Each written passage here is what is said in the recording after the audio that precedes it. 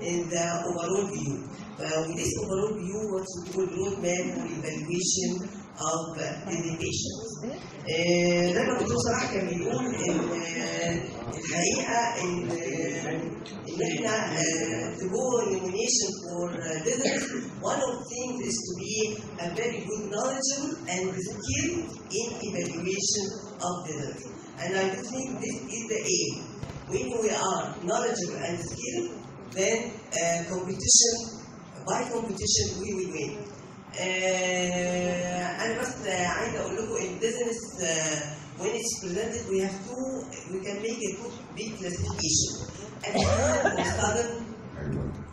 we have chronic. اسمحي لي ان انا اقدمكم دكتوره ناديه، هي مستعجله شويه انما كلنا مستعجلين. قالوا لي بس متاخرين، سوري يا دكتور. معلش يعني برضه لازم اقول لكم ان الدكتوره ناديه كمال يعني زي ما قلت انا هتدينا كلمه ظريفه جدا عنوانها حلو قوي اللي هي رود ماب فور evaluation of education، يعني خارطه الطريق which is a very good thing. Thank you. When we work with business, we work as either acute or sudden, and this is not the main topic now because it's a different way of addressing the topic. But we will focus much about the chronic and fluctuating, chronic and recurrent attacks of dizziness. الحقيقة acute dizziness from statistics of the family medicine in USA, and in USA they have the health system that every patient has to go first to family medicine, and from there is going to be distributed to the professionals or specialists. So I believe the statistics coming from this about the business is the real one and unbiased one. And they estimated that 3% of the chronic recurrent business constitute about 3% of the visits to family medicine. So they are huge. If you look for the whole population of patients, and we have 3% of them is related to dizziness, this is a big sum of patients. Again, for acute dizziness, they estimated about 3% again of emergencies, which we are not going to focus. So we have a lot of patients. This is one thing you should be happy. You have a lot of patients. You are not working with a rare disease. It's a common disease. And you need to go for perfection to be nominated. You need to know how to diagnose and how to intervene. Really, diagnosis is not that easy. This is one thing I would like to address.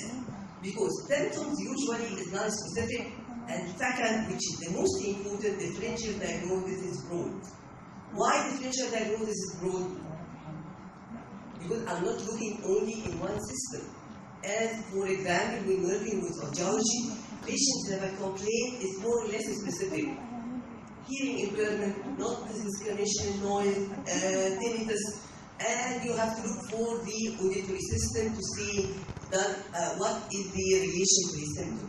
But for dizziness, it's a wide variety, and you have to look for more than one system. That means the diagnosis not the easy, and that makes many, as I told you, many professionals working in this field and have the only thing they go for anti-hypertension treatment.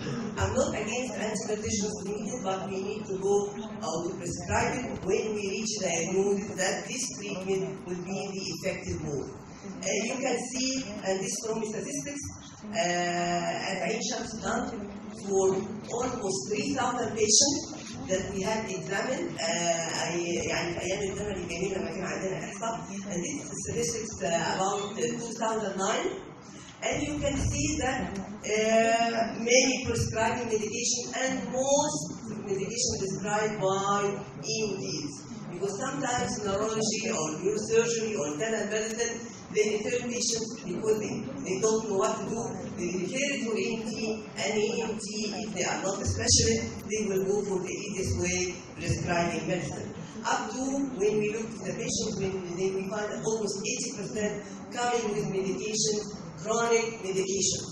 So this is not the target, this is not the aim. We should be going for evaluation in the appropriate way. We should go as usual, and we have learned in audiology.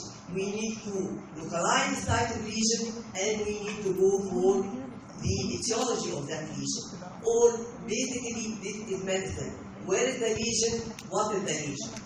So where is the lesion in audiology? Again, as I told you, it's easy. You have to look for auditive system, but here site of lesion is wide, and even if you have the etiological diagnosis, you have to go for site of lesion. You know this patient is on otosclerosis, but you need to know it's a conductive or mixed. And again, this is migraine, but you need to know how much part of the auditory vestibular system is affected to prescribe the appropriate treatment and counseling and intervention. Etiological diagnosis, we can reach etiological diagnosis about 70 to 80%, almost like in hearing impairment for this. However, 30% can be non-specific or not identified. The third or the unique thing for the vestibular system, but this important when you go for intervention, you need to see what is the residual function of the auditory system to work for rehabilitation and these exercises. So the practical guide for diagnosis, first we start with diagnosis of site of lesion. First, is it a vestibular? Is within the vestibular system? Sometimes we call it autogenic or autologic causes because it lies within the inner ear. So this is the vestibular. Or non-vestibular. And non-vestibular is still wide.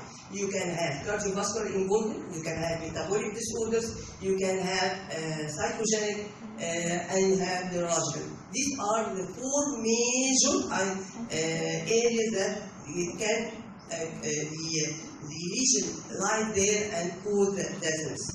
But if it is vestibular, and in this course and in our beginner, we need to focus first to learn about the vestibular and focus about vestibular.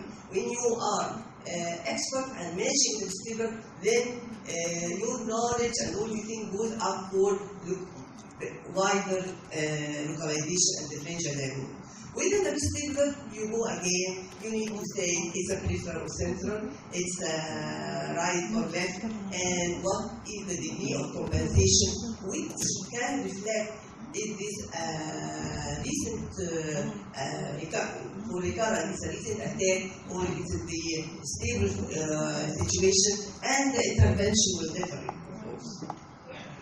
These are again from the statistics about the possible etiology that we have encountered in peripheral vestibular. For the peripheral vestibular, constitute about more than 85% of the cases, and almost 15% are central. From the 85% of patients that we have examined, we can see that the uncertain at that time, because this is very important, vestibular migraine has not been nominated as a vestibular migraine. It's only nominated 2013. Yeah. So, and this statistics is 2009. So, this is to remind you, we were having a group of patients that we were having vestibular, but we don't know, or we can, at that time, this nomenclature was not the well-known nomenclature that you can say it is a vestibular migraine. Vestibular neuritis, and others. How we can achieve this diagnosis? We need to go for site of lesion and etiology, and at least for the diagnostic routine. We have again going back to the original basis of medicine, systematic approach. History, examination, and referral or consultation. Other professionals go to ask for consultation. For vestibular or for dizziness, history is very, very important, and it may be the only clue to give you is about the etiology and the site of lesion. Especially, we have many disorders of vestibular. It was temporarily deficit, and in between attacks, it returns back to normal. And after some time, or maybe in the early stage, You can see no deficit on examination, but patient has a complaint and he comes for you to treat. Then, by time or the lesion is when it is significant more, it can cause permanent deficit. So whether it's a permanent deficit or it is a temporary deficit that comes on and off, or what type of problem, startup and the meticulous history is the main, and this I'm going to focus. Then we go to vestibular examination, which is office, and or beside the instrumental test, and that has been increased in the past. دايما الدكتور صراحه قال لكم من يعني على فكره الاوفيس تيست دي قديمه، يعني الاوفيس تيست موست برنسبل ساعتها من 50 ل 60 سنه. الانسترومنتال testing هو اللي حديث لما دخل الكمبيوتر and make things most of this office test has been transferred to a known test using the enrichment, and this way the main thing is to spread because less time, it's no more long time to evaluate and to document, and with the computer when it goes in makes the knowledge or the business or the vestibular test became popular, and then many specialists go in. Then referral, and of course this all were less about the knowledge. What you need to learn, or you have to have very good knowledge about the different diseases, how it presents, what are the expected symptoms, and all these things. First, when we go for the history, most important is some for the beginner. I like sometimes to go in this way. We can focus in the type of sensation of dizziness, because it may help you at least to categorize which patient is autologic or autogenic and which is cardiovascular and so on. But very important, because I have seen good some patients complaining of with the vertigo loss of consciousness, whether it is for a few minutes or up to 1 hour. This for sure not a vestibular insult, and this you have to, when you first start, ask the patient, because sometimes they have attacks, and in attacks some believe that he is lost consciousness, so you have to ask and very, very sure. Are you aware of what's going on, but you cannot respond, or it's only you actually have loss of consciousness? If it's a loss of consciousness, definitely you have to refer immediately to neurologist. But if it's aware, then it would possibly cases of vestibular insult. So the first thing that you have to go exclude, it's not loss of consciousness if the patient have some attacks that make him lose loss of consciousness. Second, the sensation itself. It's a vertigo. Vertigo in the Latin word means that it's some sort of spinning sensation, whether here or the environment, and this has been sometimes to make things easy for the beginners, and 50% this is called a vestibular or autogenic. The second symptom is the disequilibrium, that's an off-balance, something coming up, going in, and this has been estimated to be about 16% of patients, and this is sometimes related to neurological stroke. Breathing hope, and this is important, feeling of losing consciousness but not lost consciousness, or blacking out, and this would also be cardiac or also static, and lightheadedness all the time, not big symptoms. You cannot focus what the patient is sick and ill, and possibly disconnected with the environment, and this is psychiatric causes. As a beginner, okay, you can make things easy for you, start with this. But I would like, again, this is oversimplification.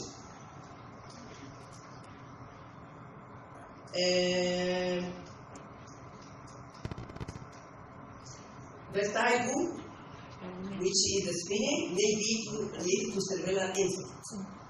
So it's not always related a peripheral vestibular disorder. Imbalance, again, could be related to inner ear problem, especially in post-vestibular neuritis. Lightheadedness could be related to ocular disorder. So All forms of dizziness can be, or dizziness can be reported peripheral vestibular lesion. It's not only when you have a spinning, it is related to peripheral vestibular lesion. The second, the type of symptoms of peripheral vestibular disorder mimic CNS except if they are the association differently. Maybe with auditory, this goes better with the otologic, or neurological goes with the other neurological disorders. So that makes you have to be very aware, you have to be very intelligent in getting the history and symptom analysis. If we go and consider other parameters, consider other parameters. It's very important to go for the tempo. This means the time, duration, and what elicits the symptom. Is it spontaneous? What's most important, or others? Of course, associated symptom is very important. This is a medical profession, and you have to master medical profession.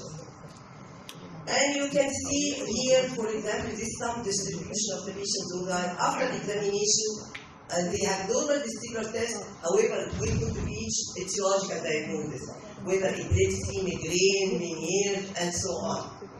And now we go for the second part with the examination, either office, clinical testing, and I stress much you should learn this by heart, and how to elicit signs and how to interpret these signs. And mostly this is the easiest way, or this is the common office test, because we have a basket full of many tests, and this is the most common test that can give you guide to go for diagnosis. It can take only 10 minutes or 15 minutes, something like that. Eye examination for saccharine, tracking, gait, and this again will show better in VNG, but documentation with the agency. Then you have qualitative in the VNG, you have quantitative assessment. Head thrust, and head thrust now became have an instrument recently that's called video hit impulse test. Head shape with printed glass, rhombic and fukuda, and exobic and position, and those you can take only 10-15 minutes and help you to reach diagnosis. We have other battery, other long battery now. All these tests have been implemented in many batteries. And the VNG, VAMP, exactly chair, head impulse, subjective visual vertical, comparative sonography, and all these things now are available, but still VNG is the gold standard that you need to go. And you can see from our statistics, we have the plan or the workup for these patients where we have to go for history, have to go for office, and we go for VNG, then other tests when it is recommended. This was the work we did about how office tests could be related to the VNG, what's the sensitivity and the specificity, and I would like to elaborate that the check test was sensitive in almost 2/3 of patients and specific in more approximately 90%. Head thrust, which is the most important, it is really specific to the vestibular disorder, and that's why this again is done 2009, and you can see from this, because this is the most specific test. Now we have visual impulse test. This is an office and not visual. Of course, the visual impulse test didn't come just because of this research, but it's a lot of research. But this is one of the old researches that we had, and suppose that visual impulse test is really very specific for the diagnosis. And then you can go. This is the roadmap. You have pre-history, office examination, and VNG. But maybe after long years of experience, you can full history and office examination, and you can reach diagnosis in good sample patients. But at least you have to go for the VNG to master the office testing and to know the correlation. And if you diagnose, go for medical treatment. If not, you are going to proceed for the whole battery. And thank you very much.